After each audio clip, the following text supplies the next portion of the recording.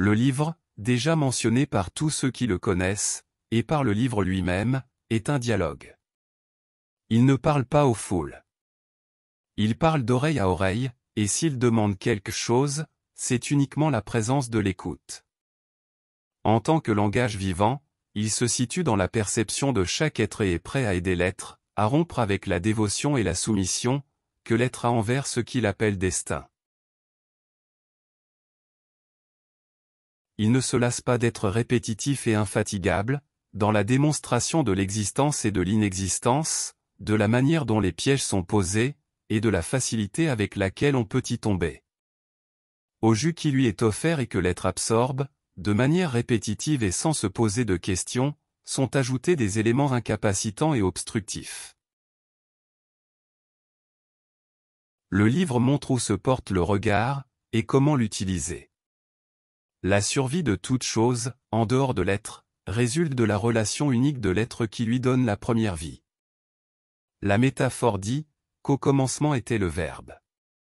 Il faut comprendre ce que cela signifie, sans ajouter aucun autre élément ou aspect en dehors de l'être. Tout soutien obtenu de l'extérieur utilisera les outils de l'être, pour son maintien à l'extérieur. C'est dans la compréhension de l'être, dans la compréhension de soi, et dans la connaissance de l'être, que réside l'art d'être. Artiste, art, travail, et être, comme l'unité qui comprend tout.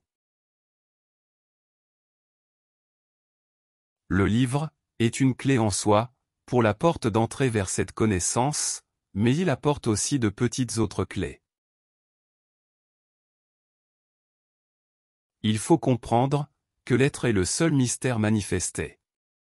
Résolvez ce mystère, et l'univers se dissoudra. Chaque clé qui appartient à chaque être est offerte en quantité exacte et équilibrée, en accord avec les constructions superposées à l'être, par l'être. Le livre est généreux et infatigable, et ne confrontera jamais l'être, car se confronter est une prérogative de l'être avec lui-même.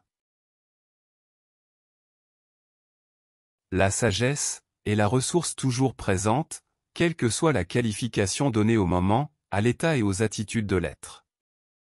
Agir avec sagesse, pour agir avec sagesse, et pour parvenir à la connaissance, est naturel pour l'être. Se positionner avec un courage humble, sans comparaison et en se regardant soi-même, est une ancienne recette, car elle est toujours présente, tant qu'il y a un être.